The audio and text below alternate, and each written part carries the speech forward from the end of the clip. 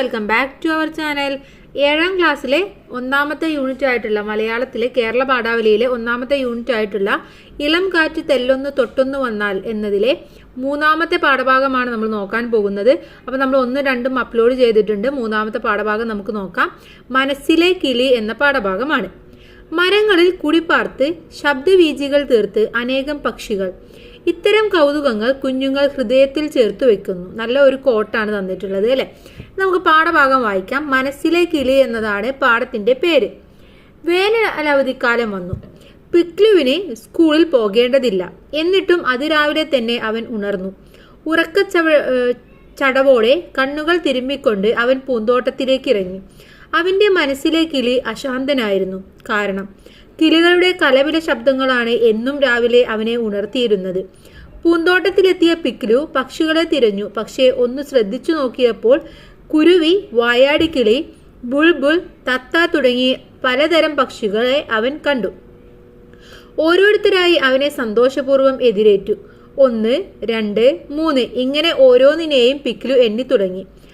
അങ്ങനെ കണ്ടും ആസ്വദിച്ചും എണ്ണിയും അവൻ ഗേറ്റിനു വെളിയിലെത്തി. പെട്ടെന്ന് മഞ്ഞ ചുണ്ടുള്ള 2 മൈനകൾ അവന്റെ തലക്കു മുകളിലൂടെ പറന്നുപോയി. പിക്ലുവിന് സന്തോഷമായി. അവൻ ആനന്ദത്തോടെ കൈകൊട്ടി. സന്തോഷം തിരിച്ചു കാട്ടും പോലെ പൂക്കൾ തലയാട്ടി ആഹ്ലാദം കൊണ്ടു. തേനീച്ചകൾ മുരളുന്നത് അവൻ കേട്ടു. സൂര്യൻ മുന്നോട്ടു പോയി. പകൽ രാത്രിയായി. അടുത്ത ദിവസം അതിരാവിലെ എല്ലാവരും നല്ല ഉറക്കത്തിലായിരുന്നു. അപ്പോൾ അതാ ഒരു മൈന കൂട്ടിനകത്ത് കിടന്ന് പിടക്കുന്നു. ആ മൈനയുടെ ഒരു കാൽ ചങ്ങല കൊണ്ട് കെട്ടിയിരിക്കുന്നു. ആരാണ് അതിനെ ചങ്ങലക്കിട്ടതെന്ന് പിക്ലു അത്ഭുതപ്പെട്ടു. വേഗം തന്നെ അമ്മയോടത് ചോദിക്കാൻ അവൻ ഓടി. തന്റെ ചേട്ടനായ ടോട്ടനാണ് അടുത്തുള്ള കാട്ടിൽ നിന്നും ആ മൈനയെ പിടിച്ചു കൊണ്ടുവന്ന് അതിന്റെ കാലിൽ കെട്ടി കൂട്ടിലിട്ടത്. ആ മൈന വളരെ സങ്കടത്തിലാണെന്നും ഒന്നും തിന്നുന്നില്ലെന്നും പിക്ലു ശ്രദ്ധിച്ചു. മാത്രമല്ല അത് ഇടയ്ക്കിടെ ദയനീയമായി കരഞ്ഞുകൊണ്ടിരിക്കുന്നു. ആ പക്ഷിയെ ഓർത്ത് പിക്ലുവിന് സങ്കടമായി. മൈനയുടെ കരച്ചിൽ കേട്ട് മറ്റു പക്ഷികളൊന്നും പൂന്തോട്ടത്തിൽ വന്നില്ല. എന്തു വേണമെന്നറിയാതെ അവൻ അമ്പരന്നു. പെട്ടെന്ന് അവനൊരാശയം തോന്നി. ഒരു കസേര കൊണ്ടുവന്ന് അതിനു മുകളിൽ കയറി നിന്നു. പക്ഷിക്കൂട് തുറന്നു. കൂട് തുറന്നയുടനെ മൈന സന്തോഷത്തിൽ അവനെ നോക്കി. പിക്ലു മൈനയുടെ കാലിലെ കെട്ടഴിച്ച് അതിനെ കയ്യിലെടുത്തു മൃദുവായി തലോടി. അതിനുശേഷം അവൻ അമ്മയെ വിളിച്ചു. കുറച്ചു തൈലവുമായി വന്ന അമ്മ പക്ഷിയുടെ മുറിവേറ്റ കാലിനു കുഴമ്പ് പുരട്ടി. മൈനയ്ക്ക് ആശ്വാസം തോന്നി. അത് പിക്ലുവിനെ നോക്കി പുഞ്ചിരിച്ചു. അവൻ സ്നേഹപൂർവ്വം അതിനെ ലാളിച്ചു. ഒരു മൈനപ്പെണ്ണ് മനോഹരമായ പാട്ടുപാടി. ആ പാട്ട് കേട്ട് ഉദ്യാനത്തിൽ മറ്റു പക്ഷികൾ പറന്നു വന്നു കളിക്കാനും തുടങ്ങി. പലയിനം പക്ഷികൾ അവിടെ വന്നു നിറഞ്ഞു. പൂന്തോട്ടത്തിലേക്ക് കയറിയ മൈന ഒരു മരക്കൊമ്പിൽ കയറി. ഒരു കൊമ്പിൽ നിന്ന് മറ്റൊരു കൊമ്പിലേക്ക് അത് ചാടി. ഒടുവിൽ മൈന പറന്നുപോയി. നീലാകാശത്തിന്റെ വിശാലതയിലേക്ക് പറന്നുപോയി. കിഴക്കേ ആകാശത്തിൽ സൂര്യൻ ചുവന്നു തിളങ്ങി. പൂന്തോട്ടത്തിലെ സുന്ദര പുഷ്പങ്ങൾ പ്രഭാതകിരണങ്ങളാൽ അനുഗ്രഹിക്കപ്പെട്ടു. തുമ്പികൾ ചിറകുവിടർത്തി നൃത്തം ചെയ്തു. തേനീച്ചകളും പൂമ്പാറ്റകളും വർണ്ണപുഷ്പങ്ങൾക്കു ചുറ്റും ആഹ്ലാദത്താൽ ഇളകിമറിഞ്ഞു. എല്ലാവരും സന്തുഷ്ടരായി കണ്ടു. എന്നാൽ പിക്ലു ദുഃഖിതനായിരുന്നു. മൈന അതിന്റെ അമ്മയെ കണ്ടെത്തുമോ? അതിന് വീട്ടിലേക്കുള്ള വഴി അറിയുമോ? അടുത്ത ദിവസം അതിരാവിലെ ആരോ തന്റെ പേര് വിളിക്കുന്നതായി പിക്ലു കേട്ടു. അവൻ പുറത്തേക്ക് ഓടി. ഞാൻ കൂട്ടിൽ നിന്നും സ്വതന്ത്രമാക്കിയ മൈന അവളുടെ അമ്മയുമായി പൂമരക്കൊമ്പിലിരിക്കുന്നു. പിക്ലു അച്ഛനെയും അമ്മയെയും ചേട്ടനെയും വിളിച്ചു. സന്തോഷത്തോടെ ആർത്തു വിളിച്ചു. ഹായ് ഹൂയ്. ആഹ്ലാദത്തിമർപ്പിലവൻ ആറാടി. തന്റെ മനസ്സിലെ പക്ഷി പറന്നു ചെന്ന് പ്രകൃതിയിലെ പക്ഷിയെ കണ്ടുമുട്ടിയ സന്തോഷാനുഭവം പിക്ലുവിനുണ്ടായി. അപ്പോൾ ഇതാണ് നമ്മുടെ പാഠഭാഗം എന്ന് പറയുന്നത്. മനസ്സിലെ കിളി എന്ന പാഠഭാഗമാണ്. ബിമലേന്ദ്ര ചക്രവർത്തി, അത് ബുക്കിന്റെ പേരോ അല്ലെങ്കിൽ ചിലപ്പോൾ എഴുത്തുകാരന്റെ പേരോ ആയിരിക്കാം. ഓക്കെ, അപ്പോൾ ഇത്രയുമാണ് പാഠഭാഗം. ഒരു മൈനയുടെ കഥയാണ് അല്ലേ. നമ്മുടെ പിക്ലു ഒരു മൈനയെ എങ്ങനെയാണ് രക്ഷപ്പെടുത്തിയത് എന്നൊരു കഥയാണ് ഇവിടെ തന്നിട്ടുള്ളത്. നമുക്കിതിലെ പ്രവർത്തനങ്ങൾ നോക്കാം. വായിക്കാം പറയാം എന്ന പ്രവർത്തനമാണ് ആദ്യം തന്നിട്ടുള്ളത്. ഒന്നാമത്തെ ചോദ്യം, പൂന്തോട്ടത്തിൽ പിക്ലുവിനെ എതിരേറ്റത് ആരെല്ലാം? ആരൊക്കെയാണ് പിക്ലുവിനെ പൂന്തോട്ടത്തിൽ എതിരേറ്റത്? ആരൊക്കെയായിരുന്നു? കുയില്, വായാടിക്കിളി, ബുൾബുൾ, തത്ത തുടങ്ങി പലതരം പക്ഷികളാണ് പ്രഭാതത്തിൽ പൂന്തോട്ടത്തിലെത്തിയ പിക്ലുവിനെ എതിരേറ്റത്. ഓക്കെ, രണ്ടാമത്തെ ചോദ്യം, അടുത്ത ദിവസം അതിരാവിലെ പിക്കിലു കണ്ട കാഴ്ച എന്തായിരുന്നു? എന്ത് കാഴ്ചയായിരുന്നു പിക്കിലു കണ്ടത്? കൂട്ടിനകത്ത് കിടന്ന് പിടക്കുന്ന, കാലിൽ ചങ്ങല കൊണ്ട് കെട്ടിയിരുന്ന ഒരു മൈനയെയാണ് അതിരാവിലെ പിക്കിലു കണ്ടത്. മൂന്നാമത്തെ ചോദ്യം നോക്കൂ, കൂട്ടിൽ കിടന്ന മൈനയെ പിക്കിലു എന്താണ് ചെയ്തത്? കൂട്ടിലായിരുന്ന ആ ചങ്ങലയിട്ട മൈനയെ പിക്കിലു എന്തു ചെയ്തു? ഒരു കസേര കൊണ്ടുവന്ന് അതിന് മുകളിൽ കയറി നിന്ന് കൂട് തുറന്ന് കൂട്ടിൽ കിടന്ന മൈനയുടെ കാലിലെ കെട്ടഴിച്ചു. അതിനെ കയ്യിലെടുത്ത് മൃദുവായി തലോടിയ ശേഷം അമ്മയെ വിളിച്ച് മൈനയുടെ മുറിവേറ്റ ഭാഗത്ത് കുഴമ്പ് പുരട്ടുകയും അതിനെ സ്വതന്ത്രമാക്കുകയും ചെയ്തു. ഇതാണ് പിക്കിലു ചെയ്തിട്ടുണ്ടായിരുന്ന കാര്യം. ഇനി അടുത്ത ചോദ്യം, എന്നാൽ പിക്കിലു ദുഃഖിതനായിരുന്നു, കാരണമെന്ത്? എന്തുകൊണ്ടായിരുന്നു പിക്കിലു ദുഃഖിതനായിരുന്നത് എന്നാണ് അടുത്തൊരു ചോദ്യം. താൻ വിട്ടയച്ച മൈന അമ്മയുടെ അടുത്ത് എത്തുമോ, അതിന് വീട്ടിലേക്കുള്ള വഴി അറിയുമോ? ഇതോർത്തായിരുന്നു പിക്കിലു ദുഃഖിതനായത്. ഓക്കെ. ഇനി അടുത്ത ചോദ്യം, പിക്കിലുവിൻ്റെ സന്തോഷാനുഭവം എന്തായിരുന്നു? എന്തുകൊണ്ടാണ് പിക്കിലു സന്തോഷാനുഭവത്തിലൂടെ കടന്നുപോയത്? താൻ കൂട്ടിൽ നിന്നും തുറന്നുവിട്ട മൈന അതിൻ്റെ അമ്മയും ഒത്ത് പൂന്തോട്ടത്തിൽ മരക്കൊമ്പിൽ ഇരിക്കുന്ന കാഴ്ച കണ്ടപ്പോൾ അവൻ്റെ മനസ്സ് നിറഞ്ഞു. ഇതായിരുന്നു പിക്കിലുവിൻ്റെ സന്തോഷത്തിൻ്റെ കാരണം അല്ലെങ്കിൽ സന്തോഷാനുഭവം എന്ന് പറയുന്നത്. ഇനി നമുക്ക് അടുത്ത സെക്ഷൻ നോക്കാം. കണ്ടെത്തി എഴുതാം എന്നുള്ളതാണ്. ഒന്നാമത്തെ ചോദ്യം, പിക്കിലുവിൻ്റെ മനസ്സിലെ കിളി അശാന്തനായിരുന്നു എന്ന് പറയാനുള്ള കാരണം എന്താവാം എന്നാണ് ചോദിച്ചിട്ടുള്ളത്. എന്തുകൊണ്ടായിരുന്നു? കിളികളുടെ ശബ്ദം കേട്ടുകൊണ്ടാണ് പിക്കിലു ഉറക്കമുണരുന്നത്. അന്ന് രാവിലെ പൂന്തോട്ടത്തിലെത്തിയപ്പോൾ ആദ്യം കിളികളെ ഒന്നും അവൻ കണ്ടില്ല.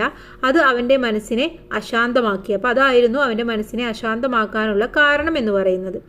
രണ്ടാമത്തെ ചോദ്യം, പിക്കിലുവിൻ്റെ ചേട്ടൻ മൈനയെ പിടിച്ച് കൂട്ടിലാക്കി.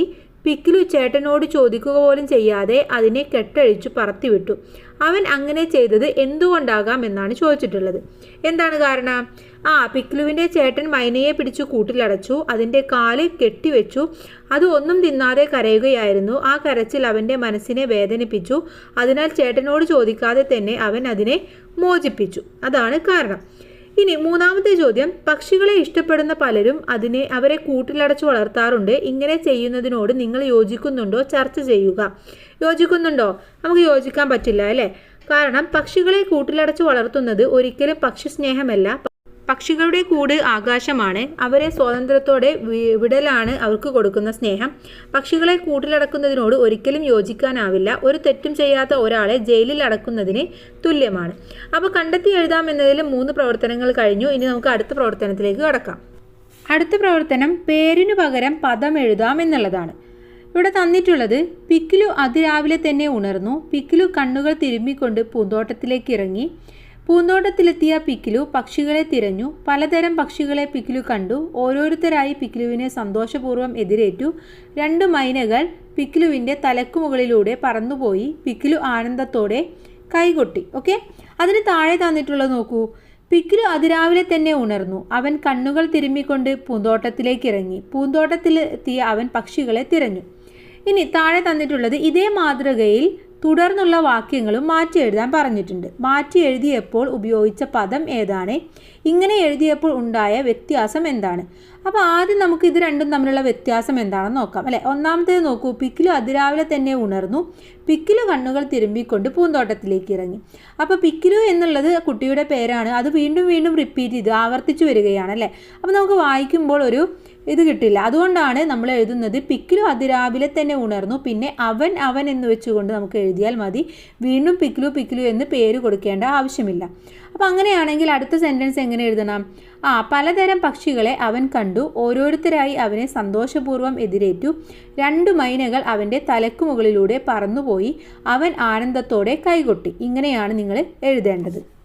അടുത്ത പ്രവർത്തനം വ്യത്യാസം തിരിച്ചറിയാമെന്ന പ്രവർത്തനമാണ്. പിക്കിലു ദുഃഖിതനായിരുന്നു. അമ്മ ദുഃഖിതയായിരുന്നു. അവർ ദുഃഖിതരായിരുന്നു. ഇവിടെ അടിവരയിട്ട പദം എന്ന് പറയുന്നത് ദുഃഖിതനായിരുന്നു, ദുഃഖിതയായിരുന്നു, ദുഃഖിതരായിരുന്നു എന്നുള്ളതാണ്. അടിവരയിട്ട പദങ്ങൾ വ്യത്യസ്തമാക്കുന്നത് എന്തുകൊണ്ടാണ്? ഓരോന്നും ഓരോ രീതിയിലാണ് അല്ലേ. പിക്കിലു ആണെങ്കിൽ അവിടെ നമ്മൾ ദുഃഖിതനായി എന്നാണ് പറയുക. അമ്മയായതുകൊണ്ട് ദുഃഖിതയായി എന്ന് പറയും. അവർ ആയതുകൊണ്ട് ദുഃഖിതരായി എന്ന് പറയും. ഇനി ഇത്തരം മാറ്റങ്ങൾ വരുന്ന പദങ്ങൾ ഉൾക്കൊള്ളുന്ന കൂടുതൽ വാക്യങ്ങൾ കണ്ടെത്തി എഴുതാൻ പറഞ്ഞിട്ടുണ്ട്. അപ്പോൾ നമുക്ക് ഒന്ന് എഴുതി നോക്കാം. വിനു നല്ല കുട്ടിയായിരുന്നു. മീര നല്ല കുട്ടിയായിരുന്നു, വിനുവും മീരയും നല്ല കുട്ടികളായിരുന്നു എന്നാണ് നമ്മൾ പറയേണ്ടത്. ഓക്കെ, അടുത്തതായിട്ട് നമുക്ക് നോക്കാനുള്ളത് ഉപന്യാസം തയ്യാറാക്കാം എന്ന പ്രവർത്തനമാണ്. ഉപന്യാസത്തിന് വിട്ടയക്കുക കൂട്ടിൽ നിന്നേ ഞാനൊട്ടുവാനിൽ പറന്നു നടക്കട്ടെ, ബാലാമണി അമ്മയുടെ ചില വരികളാണ് തന്നിട്ടുള്ളത്. അതുപോലെ തന്നെ സ്വാതന്ത്ര്യം തന്നെ അമൃതം, സ്വാതന്ത്ര്യം തന്നെ ജീവിതം, പാരതത്വം മാനികൾക്ക് മൃതിയേക്കാൾ ഭയാനകം, കുമാരനാശാൻ്റെ വരികളാണ്. ഇവിടെ തന്നിട്ടുള്ളത് മനസ്സിലെ കിളി എന്ന കഥ, മുകളിൽ കൊടുത്ത കവിതാശകലങ്ങൾ എന്നിവ വിശകലനം ചെയ്ത് സ്വാതന്ത്ര്യത്തിൻ്റെ പ്രാധാന്യം എന്ന വിഷയത്തിൽ ഉപന്യാസം തയ്യാറാക്കാനാണ് പറഞ്ഞിട്ടുള്ളത്. സ്വാതന്ത്ര്യത്തെ കുറിക്കുന്ന കൂടുതൽ കവിതാ ഗാനശകലങ്ങൾ കണ്ടെത്തി രചനയിൽ ഉൾപ്പെടുത്താനും പറഞ്ഞിട്ടുണ്ട്. അപ്പോൾ നമുക്ക് ആ ഉപന്യാസം ഒന്ന് എഴുതി നോക്കാം. അപ്പോൾ നമുക്ക് ഈ ഉപന്യാസത്തിന് ഒരു തലക്കെട്ട് നൽകാം: സ്വാതന്ത്ര്യത്തിൻ്റെ പ്രാധാന്യം. സ്വാതന്ത്ര്യം എന്നത് നമ്മുടെ ജന്മാവകാശമാണ്. സ്വതന്ത്രമായി ജീവിക്കാനും ചിന്തിക്കാനും പ്രവർത്തിക്കാനുമുള്ള കഴിവ് ജീവിതത്തിൻ്റെ സത്തയാണ്. അത് ഒരു സമൂഹത്തിൻ്റെയും ഒരു വ്യക്തിയുടെയും വളർച്ചയുടെ ഭാഗം കൂടെയാണ്. പിക്ലി എന്ന കുട്ടി മൈനയോട് ചെയ്ത പ്രവൃത്തി ഒരു പക്ഷിയുടെ സ്വാതന്ത്ര്യത്തെ നമുക്ക് മുന്നിൽ വരച്ചു കാണിക്കുന്നു. കൂട്ടിലകപ്പെട്ട മൈനയുടെ ദുഃഖവും സ്വാതന്ത്ര്യം ലഭിച്ചതിൻ്റെ സന്തോഷവും കഥയിൽ നമുക്ക് കാണാം. ആ മൈനയുടെ കരച്ചിലും അതിൻ്റെ അനുഭവത്തിലൂടെയും നമുക്ക് മനസ്സിലാക്കാൻ കഴിയും സ്വാതന്ത്ര്യം നഷ്ടപ്പെടുമ്പോൾ ഉണ്ടാകുന്ന മാനസികാവസ്ഥ. കുറ്റം ചെയ്യാത്ത ഒരാളെ ജയിലിൽ അടച്ചതിന് തുല്യമാണ് ആ പക്ഷിയെ കൂട്ടിലടച്ചത്. കുമാരനാശാൻ സ്വാതന്ത്ര്യത്തെക്കുറിച്ച് പറഞ്ഞത് നമ്മൾ വായിച്ചല്ലോ. സ്വാതന്ത്ര്യം തന്നെ അമൃതം, സ്വാതന്ത്ര്യം തന്നെ ജീവിതം എന്ന്. സ്വാതന്ത്ര്യം അമൃതവും മരണമില്ലാത്ത അവസ്ഥ എല്ലാ അനീതികളിൽ നിന്നുമുള്ള മോചനവുമാണ്. ബാലാമണി അമ്മയുടെ കവിതയിലൂടെ സ്വാതന്ത്ര്യത്തിനായുള്ള ദാഹം വ്യക്തമാക്കുന്നു. കൂടെ ഒരു കിളിയുടെ സ്വപ്നങ്ങളെയും ആഗ്രഹങ്ങളെയും പരിമിതപ്പെടുത്തുന്നു. വിശാലമായ ആകാശത്തിലൂടെ പറന്നു നടക്കാനും അതിൽ ഇഷ്ടമുള്ളതൊക്കെ ചെയ്യാനുമുള്ള അതിൻ്റെ സ്വാതന്ത്ര്യത്തെയാണ് ഇല്ലാതാക്കുന്നത്. ഒരു വ്യക്തിക്ക് അല്ലെങ്കിൽ ഒരു ജീവന് അതിൻ്റെ എല്ലാ അവകാശങ്ങളും നേടിയെടുക്കണമെങ്കിൽ അല്ലെങ്കിൽ ജീവിതം ആസ്വദിക്കണമെങ്കിൽ സ്വാതന്ത്ര്യം കൂടിയേ തീരൂ. അപ്പോൾ ഇത്തരത്തിൽ നമുക്ക് ഒരു ഉപന്യാസം തയ്യാറാക്കാവുന്നതാണ്. ഇനി അടുത്ത പ്രവർത്തനത്തിലേക്ക് കടക്കാം. അടുത്തതായിട്ട് കഥാപാത്ര നിരൂപണമാണ് നമുക്ക് ചെയ്യാനുള്ളത്.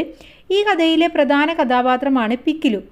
അവൻ്റെ എന്തെല്ലാം സവിശേഷതകളാണ് നിങ്ങളുടെ ശ്രദ്ധയിൽപ്പെട്ടത്? ഇവിടെ തന്നിട്ടുണ്ട്: സ്വഭാവം, പ്രകൃതി നിരീക്ഷണം പോലുള്ള സവിശേഷതകൾ, കിളികളോടുള്ള ഇടപെടൽ, രൂപം, പ്രായം, വേഷം, ഇത്രയും കാര്യങ്ങൾ ഇവിടെ തന്നിട്ടുണ്ട്.